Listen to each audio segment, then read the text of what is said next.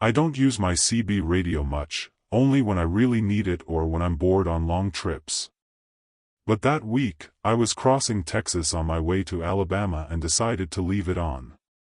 It was nice to have a human voice accompanying me. It all started with some strange noises, louder than normal static. I thought it was interference, the kind that comes from nearby equipment or even communication towers. But then, in the middle of the noise, a voice came. Low, calm, as if it already knew I was listening.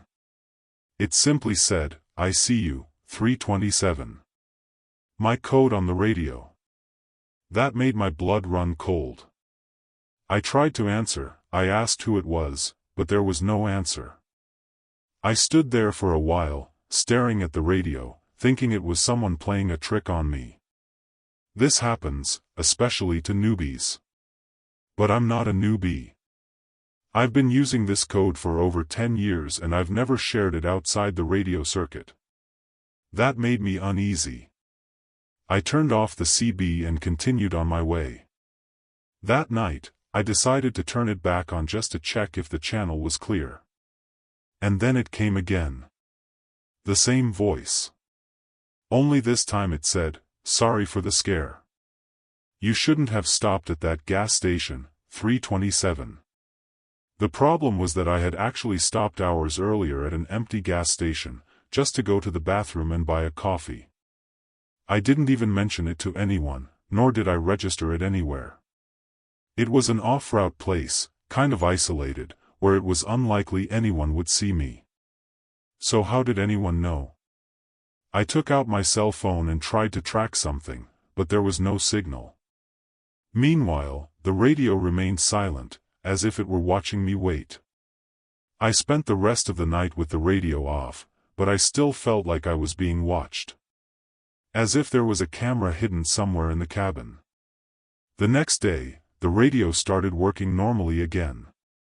I was able to hear conversations between other truck drivers, normal topics, people talking about the weather and traffic. I calmed down a bit, thinking it was just fatigue.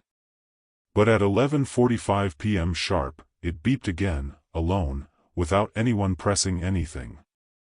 The voice came back, this time clearer, closer. "You're going the wrong way, 327. Come back." The worst part was the tone. It wasn't threatening. It was like a real warning. Almost worried. I should have obeyed. But I kept going. And every kilometer after that took me deeper into a darkness I wasn't prepared to experience. After that last message, I stubbornly left the radio on. I wanted to understand where it was going. But for another 2 hours, I heard nothing. Just that background hiss. I started to think that maybe someone was playing with the signal, following my truck somehow. But at 2:17 in the morning, the voice came back. And this time, it said something that completely froze me. "What do you hide in the top cabinet, 327? I looked right away. The cabinet in the cabin where I keep some papers, receipts and a photo of my daughter. No one knows about it. No one has ever opened it. Not even a road buddy. That made me stop the truck on the shoulder, completely shocked. I stood there, in total darkness, with only the interior lights on. I picked up the radio and started asking, "Who are you? How do you see me? What do you want?" And the answer came almost immediately, as if the person was right there. "I've just been watching. Ever since that day in Colorado Springs. Do you remember what you did there, 327? The name of the city hit me hard. I had actually passed through there a year ago, and something happened on that trip. A hit and run. A man crossing the highway at night, out of the lane. I couldn't stop in time. The police said it wasn't my fault. But the way the voice said it, it sounded like it knew too much. The radio fell into complete silence after that. My hand was frozen on the microphone, sweating coldly. I decided to get out of there as quickly as possible. I started the engine, started driving, and then, at a completely deserted point on the road, I saw a truck coming in the opposite direction. High beams, same make as mine, same model. When he passed me, I felt an inexplicable chill. I looked in the rearview mirror. Nothing. No lights, no vehicles. As if he had vanished into thin air. And soon after, the radio turned on again, without a hiss, without a noise. Have you seen yourself, 327? It took my breath away. It was as if I saw myself there, on the road. I tried to turn off the radio, but it wouldn't respond. I pressed buttons, pulled out the cable, but nothing worked. I had the feeling that I was trapped in some kind of game, but without knowing the rules. And every time the voice came back, it knew exactly what I was doing. It would comment on small details, like, this stop was longer than the last one, 327, or, you dropped the key between the seats again. It was as if it were following me millimeter by millimeter. I started to suspect everything. I looked at every corner of the cabin, looking for some device, camera, microphone. Nothing. Just the radio. And that damn frequency that only it seemed to access. On the last night, already nearing my final destination, I stopped in a bright, busy parking lot, trying to feel safer. I left the radio off, my cell phone on airplane mode, everything under control. But at 3:10 a.m., it turned on again by itself. The voice, quieter than ever, said, "You're here, 327. But you shouldn't have come." And then a noise of interference so loud that the speakers crackled. I turned off the entire panel. The cabin light flickered, blinking, and then everything went out. Out of nowhere. As if the truck had been knocked out of power. I stood there in the dark, listening only to my breathing. Until the voice spoke one last time, "I've been here before." The next day, I turned on the engine as if nothing had happened. Everything was working. As if nothing had broken down. But there was something on the passenger seat that wasn't mine. A tape recorder. An old one, made from tape. I pressed play and there was only one recording, my own voice. Repeating the code 327 and describing the exact route I had taken the last few nights. Words I had never said out loud. Complete sentences, spoken with my intonation, my breathing. As if someone had recorded my thoughts. I threw it out the window in a panic, but I didn't even hear the sound of the impact. It was as if the object had never hit the ground. Since then, the CB radio has seemed normal. The voices have stopped. But every time I pass another trucker on the road, I watch. I notice their radio, their eyes, the way they hold the steering wheel. Because sometimes, just sometimes, I'm sure I hear my own voice coming from another truck, repeating the code. As if another version of me is still on the road, following the same route. Maybe on a different frequency. Maybe in a different time. But still there. Still talking to me. I don't know who or what was behind it. I don't know if it was a joke, some glitch in reality, or something I'll never understand. But since that day, I've never used the CB again. And even with it turned off, sometimes I hear a clicking sound, like someone is trying to call me. And every time that happens, I look around and whisper, "I'm not 327 anymore." Just to see if it understands. Just to see if it'll leave me alone. I think every truck driver has a strange story to tell. The road, when too long, starts to play with our heads. But nothing I've ever experienced compares to what happened on that bridge, somewhere between Georgia and South Carolina. It was supposed to be a quick crossing, 5 or 10 minutes at most. I took out the GPS, checked the route, and there it was, a long, old bridge, crossing a wide river. But it didn't seem like a big deal. I started crossing around 2 a.m. But after more than half an hour of driving, I realized I was still in it. At first I thought he was distracted. The road was straight, with no signs, and the concrete on the bridge was all the same.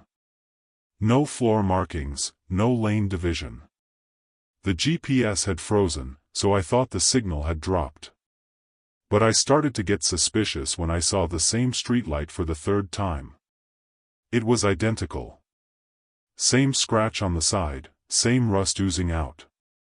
I started mentally marking small details, and everything repeated itself. The same stain on the ground, the same crooked blue sign that said, Maintenance 500M. But I had already passed it several times. It was as if the bridge was a loop.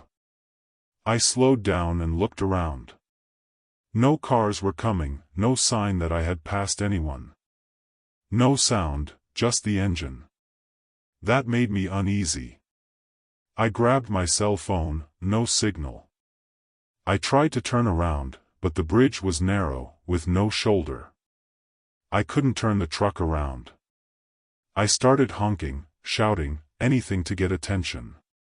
Nothing. Just the echo of my own voice and the sound of the horn hitting the concrete and coming back to me. I felt like I was stuck in a repeating scenario, like a tape that rewound itself. But the clock kept ticking. It was after 3:30 a.m. and I was still there. That's when I looked in the rearview mirror and noticed something that made me freeze. The back of the bridge was already completely covered in fog. But I hadn't seen any fog when I entered. And the strange thing is that it was moving forward slowly, as if it were swallowing up the road behind me. I didn't have the courage to stop. I kept driving, accelerating, but the bridge seemed to stretch further and further. With every kilometer, it got darker. The light poles, which were previously spaced apart, began to fail. Some went out, others blinked. And time, despite passing, seemed to have become irrelevant. I no longer knew if I had been there for an hour or a week. I started to feel that the air inside the cabin was getting heavier. The temperature would fluctuate out of nowhere. 1 minute I was sweating, the next I was shivering from the cold. And that's when I realized that the truck's dashboard had gone dark. All the gauges were frozen, the radio was silent, and the GPS was still frozen on the same screen. I stepped on the brake, but the truck didn't respond as it should. It was as if it was driving by itself. The pedal sank, but there was no resistance or braking force. It felt like I was in a movie where everything was following a script, except me. I looked in the rearview mirror again and saw a figure. In the middle of the fog, behind the truck. Something was following me. It was a dark silhouette, standing in the middle of the road. Small, thin, still. At first I thought it was a marker, a reflection, something. But every time I looked again, she was closer. As if it only advanced when I wasn't looking.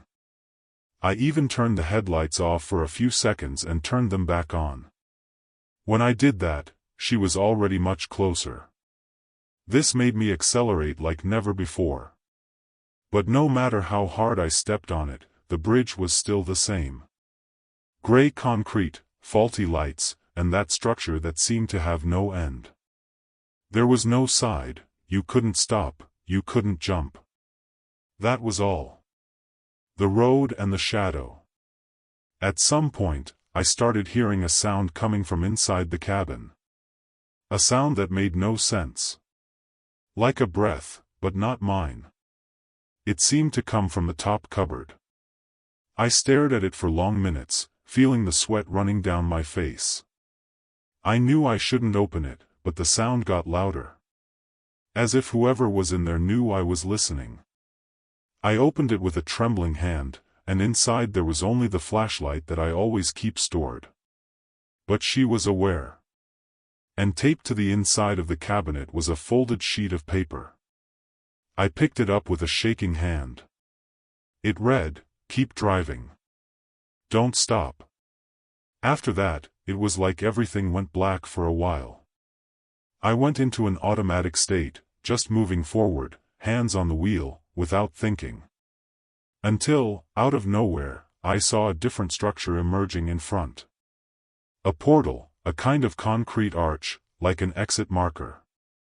The road began to change color, the poles became more spaced out, and I felt the truck regain control. I crossed this portal without really understanding what was happening. And suddenly I was on an ordinary road. The GPS is back. The clock too. It was 4:12 in the morning. But when I looked in the rearview mirror one last time, the bridge was gone. There was nothing else behind. Just the normal road. As if she never existed. I couldn't sleep that night. I parked the truck at a gas station and sat there, with the engine off, just staring into space. I tried to rationalize, to find some explanation. Maybe a mental blackout, maybe a stretch of the road I didn't remember well. But then I opened the locker again. The sheet of paper was still there. Only now, there was another sentence written underneath: "You got out, but not everyone can." The handwriting was different from before. More shaky, more hurried. It seemed written by someone in desperation. It made me feel guilty, as if I had escaped something that many others couldn't. In the following days, I tried to find that bridge on the map. I searched websites, looked for the route, the structure, any reference. But nothing. No record of a bridge in that stretch, no similar image. I asked on truckers' forums, spoke to people who knew the region, and everyone said the same thing: there's no bridge there. Some even laughed, saying I must have dreamed it. But I know what I experienced. I remember every second. The repetition, the fog, the shadow following me. And I remember, most of all, the feeling that that road was not of this world. It was a kind of border. A point between what we know and what we shouldn't know. Since then, I avoid driving at night. Even on familiar stretches, I'm afraid that, at any moment, it will appear again. The bridge.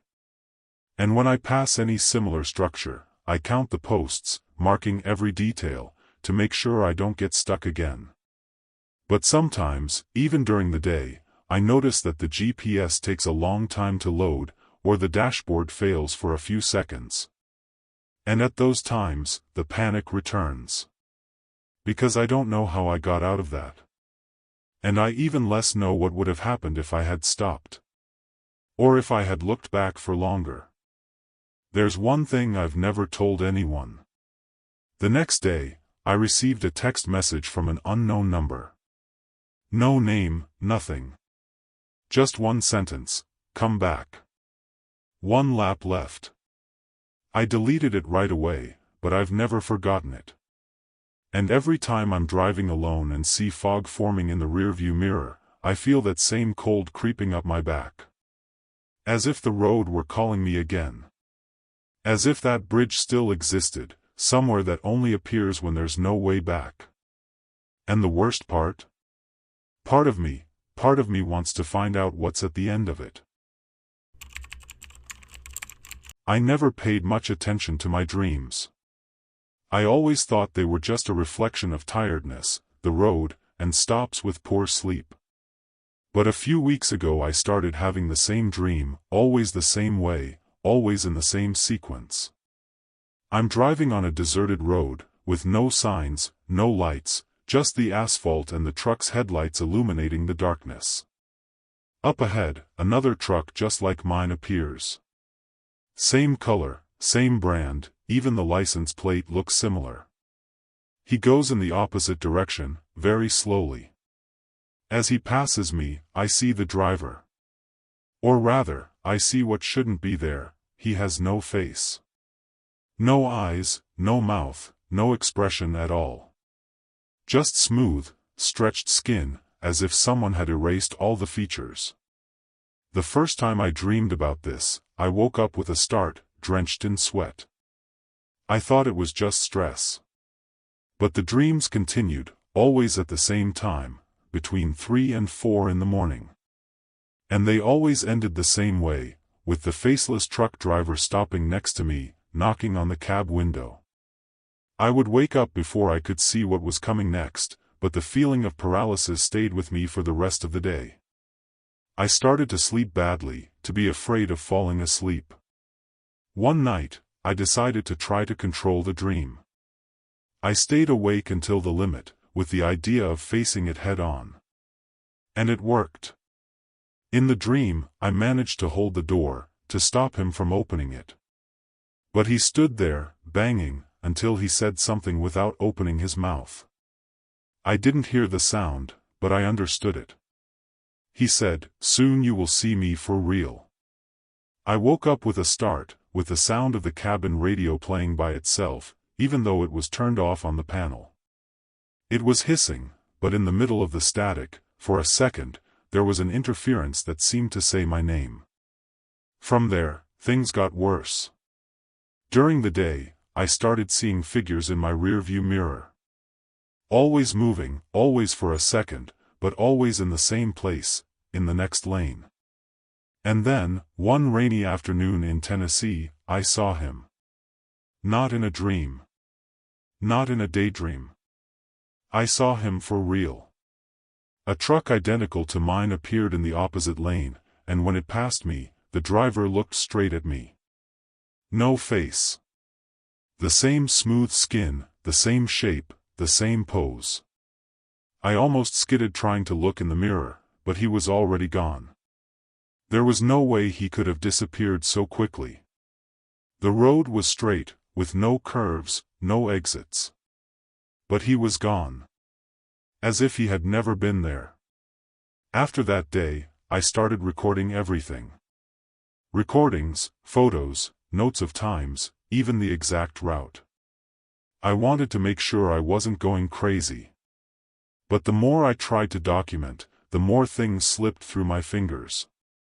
The cameras I had installed in the cab would always crash or corrupt the files at exactly the times I felt something strange. And the faceless trucker, he started appearing off the road too. There was one time I stopped at a truck stop in Kentucky, got out to eat, and when I came back, there were handprints on the bodywork. Exactly the height of the window. 4 fingers, long, and no thumb. The weirdest part was when I got home, after weeks on the road. I thought I would be able to rest, but in the early hours of the 3rd day, I woke up to the sound of an engine running. I looked out the window and saw a truck parked in front of my garage. Same model, same color, headlights on. I ran outside, but there was no one behind the wheel. And then, out of nowhere, the engine turned off. I stood there, staring at it, until it disappeared. It really disappeared, without turning or reversing. As if it had evaporated. I knelt on the floor, unable to understand what was happening.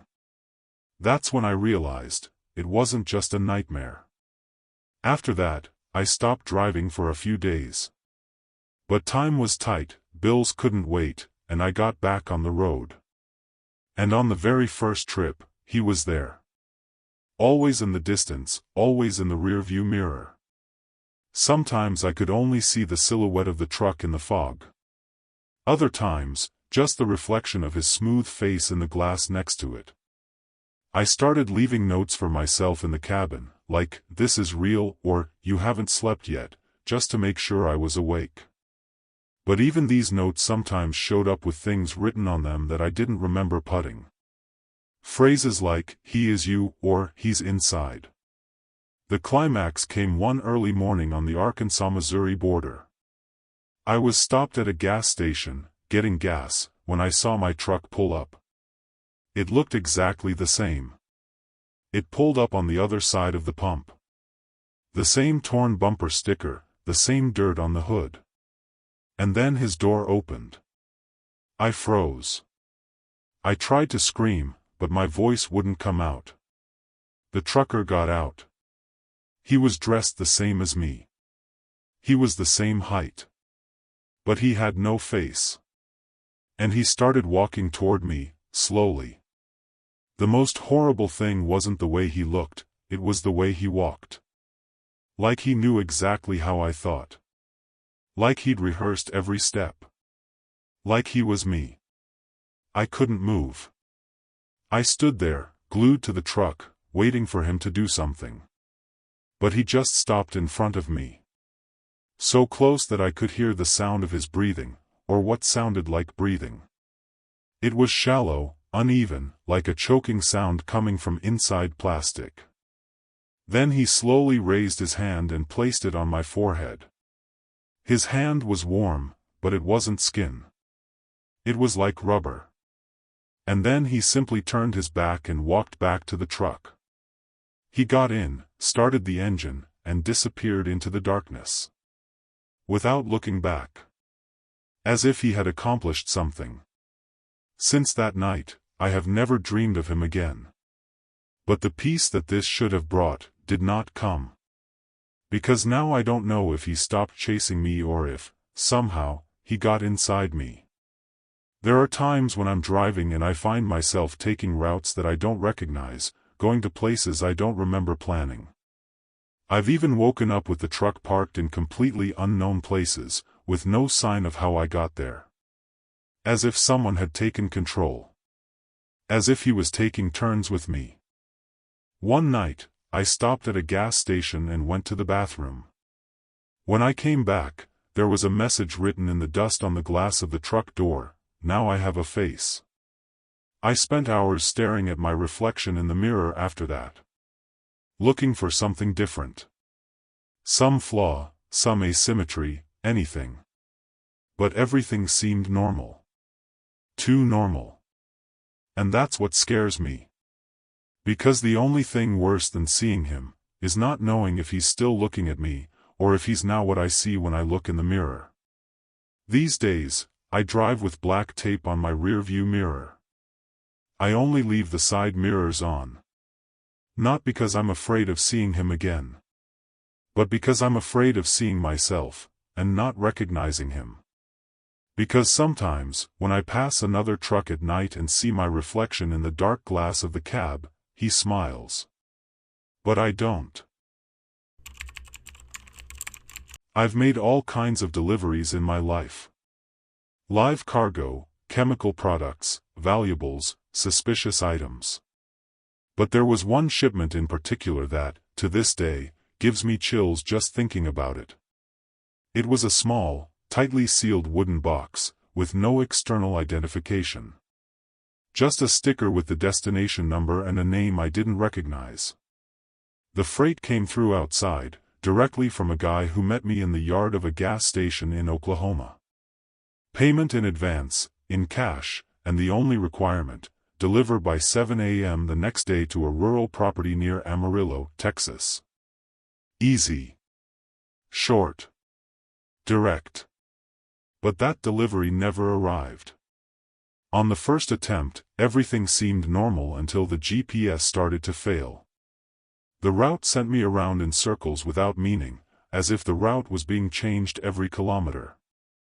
I decided to go on instinct, using the road markers, but an overturned truck blocked the road a few minutes later. No signal, no communication, no way to warn. I tried to go around it. I took a side road that I knew, but I lost control of the truck on a curve that I had already taken 1,000 times. I didn't crash, but I was stuck there for hours until I got help. The cargo remained intact, but it was too late. I didn't arrive.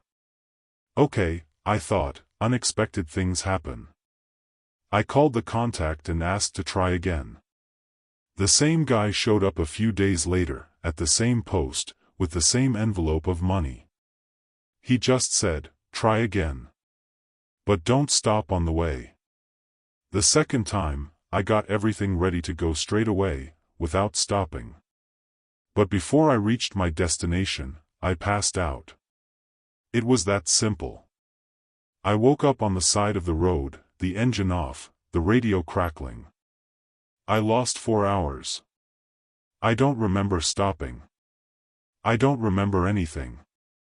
Just the sound of the cargo in the compartment, as if something had moved inside. I opened it to check. The box was in the same place, but it seemed heavier. More dense. And the sticker no longer had the same number. On the third attempt, I began to realize that the problem wasn't the route. It was the load. Every time I loaded it into the truck, strange things started to happen. The other truck drivers avoided me at the gas stations. One of them even said to me, "That load has been on a lot of road. But it never arrives." And he walked away. I began to have intense headaches whenever I got close to Amarillo. It felt like something was blocking my mind. I tried to record the route, mark the coordinates, but nothing registered. The files disappeared, the photos came back blank. It was as if that route could not be documented. As if it had been erased as soon as it existed. On my fourth attempt, I decided to use another truck, one I had never used before for this delivery.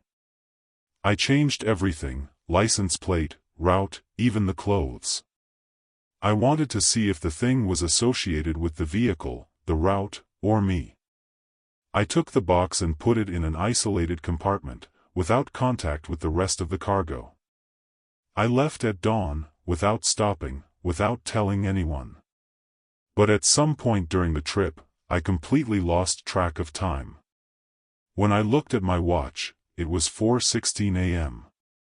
The same time I had lost consciousness on the previous trip. Only now, I had been driving for less than an hour. It was impossible. I looked at the odometer. I had driven 312 miles. How? I stopped the truck at a gas station to try to figure out what was going on, but no one seemed to see me. I went into the convenience store, asked for help, tried to talk to the attendant, but she acted as if I didn't exist. I saw myself reflected in the window, but the reflection didn't follow me properly. I was moving slowly. And then, over the ambient noise of the place, I heard an announcement that made me freeze: delivery 4:46, deadline closed. Rescheduling in progress. It was my number. The one stuck on the box. I ran out, went back to the truck, and the box had moved. I don't know how to explain it. It was turned over, the sticker was torn, and there were marks as if fingernails had scratched the lid from the inside out. On the fifth attempt, I didn't accept the payment. I just wanted to understand. I tried to open the box before leaving, but I couldn't. It was sealed with a type of seal that seemed to absorb any impact. I used a screwdriver, a hammer, nothing made any difference. And the strangest thing, when I put the box out of the truck, it felt light. As if it were empty. But as soon as I put it back in the cargo compartment, it felt like lead. I went to the final address, even though I knew I wouldn't get there. But this time, I got close. I was less than 2 kilometers away. I saw the entrance to the property. I saw the lights. And then, the road ended. Literally. A hole in the asphalt, as if someone had ripped the whole stretch out of the world. I swear on everything I tried to cross on foot. I picked up the box in my arms and walked, the sound of the forest around me becoming increasingly strange, more muffled. The crickets stopped. The wind disappeared. And the box began to vibrate. Strong. So strong that it made me let go. When it fell to the ground, it broke. But there was nothing inside. Nothing visible. Just dark smoke that came out from inside and rose to the sky. He climbed up as if he knew where to go.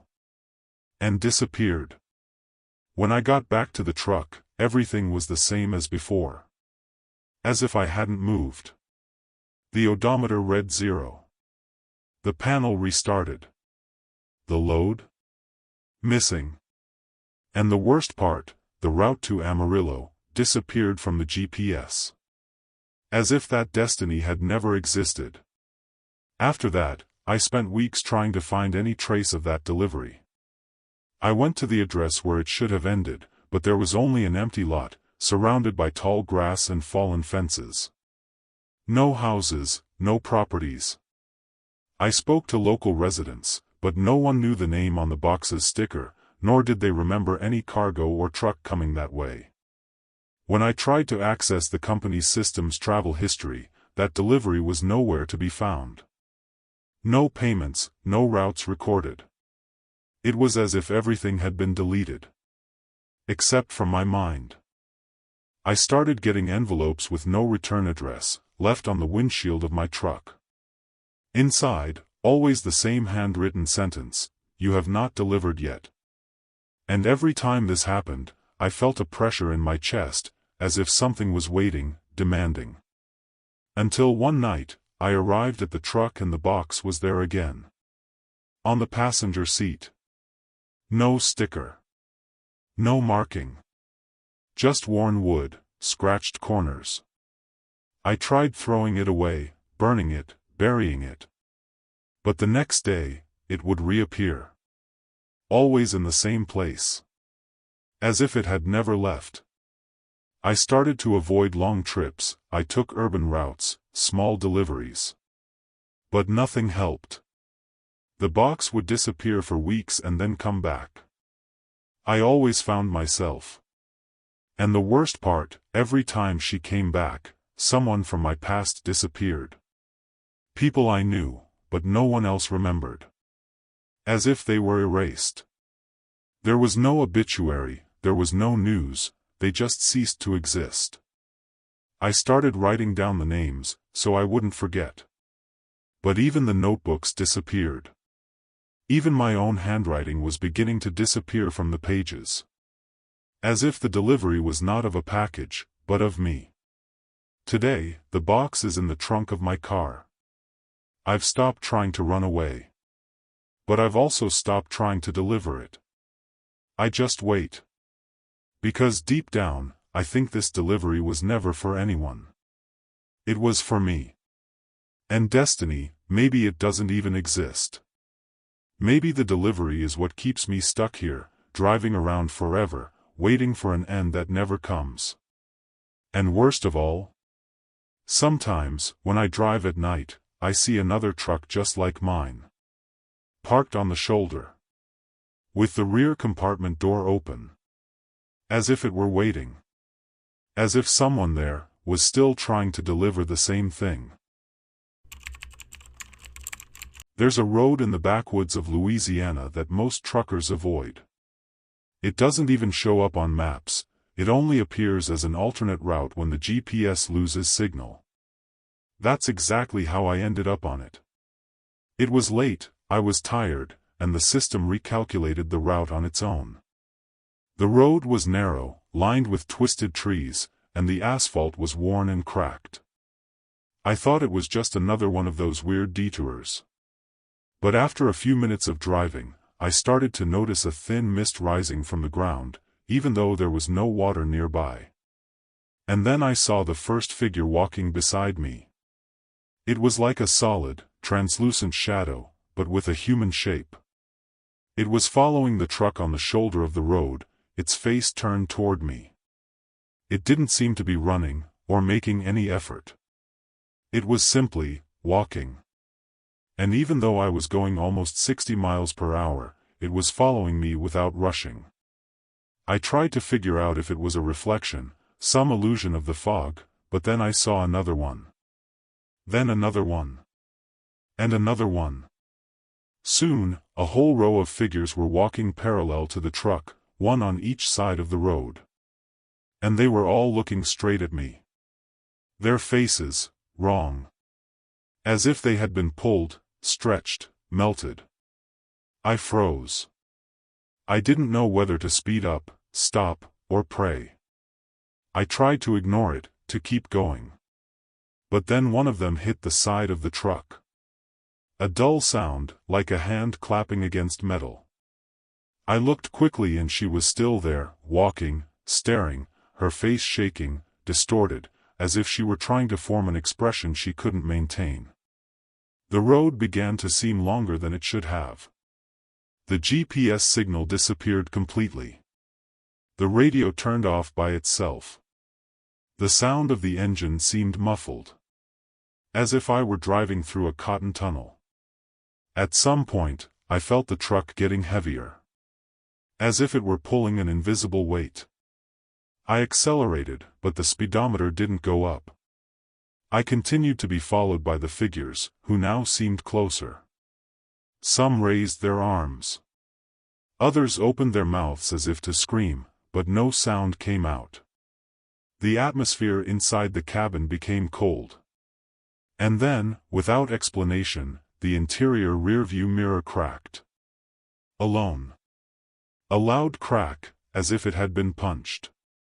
At that moment, I screamed. Alone on the road, surrounded by figures who seemed not to want to hurt me, but also didn't want to let me pass. As if they wanted to tell me something.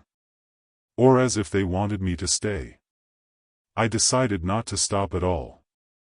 It didn't matter what those things wanted. I kept driving with my eyes fixed on the road, trying to ignore the figures beside me. But then the worst part began. The faces began to change. Each one of them seemed to take on the appearance of someone I had known before. One of them looked like my grandfather, who had died when I was a child. Another resembled an ex-girlfriend who had died in an accident years ago. The faces weren't perfect, they were blurry, distorted, but I recognized them. It was as if those things were digging into my memory. As if they wanted to draw me in emotionally. I tried to turn the radio back on, anything to get some sound other than the engine and my own breathing, but it only emitted static. And in the middle of the interference, for a few seconds, I heard voices. Multiple. Low. Overlapping. Some begging, others laughing.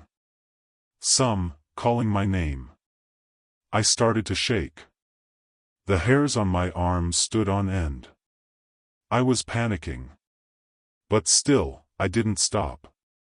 Because the strongest feeling was that if I stopped the truck, I wouldn't get out of there. Not because something was going to attack me. But because I was going to disappear. Become just another one of those people who walk by. At a certain point, the road began to change. The asphalt seemed to dissolve into sand. The trees around it became darker, more closed in. Almost like an open cave. The figures were now closer, some so close that I could see details of their faces, like eyes that were too white, skin floating, mouths that moved constantly. And one of them put his hand on the window. The mark remained. A translucent hand, but with weight, with density. The glass became cloudy in the shape of that palm. I could no longer breathe properly, as if the air had become heavy too. It was then that I saw a light at the end of the road. Literally. A white dot, like an isolated lighthouse. The figures began to disappear as I approached. They evaporated like smoke, one by one, until only one remained, taller, standing in the middle of the asphalt. You weren't trying to follow me. I just looked. The face, mine. I saw my own face distorted in that figure. And at that moment, I understood that this was not just a road. It was a place. A type of passage. A point between what stays and what goes. But I didn't know which side I was on. Or which one it should be in. I just know I didn't stop. I passed by her. And everything disappeared. As if it never existed. By the time the sun came up, I was back on a normal highway, surrounded by trucks and familiar signs. The panel returned to normal, the GPS signaled. The road behind me was gone. I checked the map. That detour, that route, was not listed anywhere. I tried to mark the location, but the GPS history showed a completely different route than I remembered. As if I had never left the main route. But I know I left. I know what I saw. And the worst part, when I stopped at a gas station further ahead to compose myself, I saw the palm of my hand still marked on the cabin glass. An opaque mark, almost imperceptible, but there. I stood there, staring at it, trying to understand what had happened. But one thing torments me more than anything. Since that day, I began to see reflections of my face that do not belong to me. Sometimes, in the bathroom mirror at a gas station, my reflection takes a while to follow me. Other times, it feels sad. Different. As if that version of me, the one that was standing in the middle of the road, had managed to stay. Or entered. I don't know. I just know that I don't feel alone. I never felt like that again. Even without seeing the figures anymore, even when driving under the sun, I always have the feeling that something is still walking beside me. Invisible. Waiting for a new chance to reach me. At night, I still hear low voices over the radio, even when it's turned off. Calling my name. Whispering phrases I don't understand. And sometimes, right at the end of the rearview mirror, I swear I see a silhouette. Just for a second. Always walking, always accompanying me. As if that road never really ended. As if I were still in it. As if it had never left. I started to avoid driving alone. But it's not like that would help. Because whatever I brought with me, is no longer dependent on the road. Today, I carry with me the certainty that it was a warning. A glimpse of what comes next. Or of what awaits us when we lose ourselves. And sometimes, when the truck is in total silence and everything around seems still, I ask myself, did I really come back? Or was I replaced at that moment? Maybe the real me is still there, walking alongside someone, trying to warn. Trying to come back.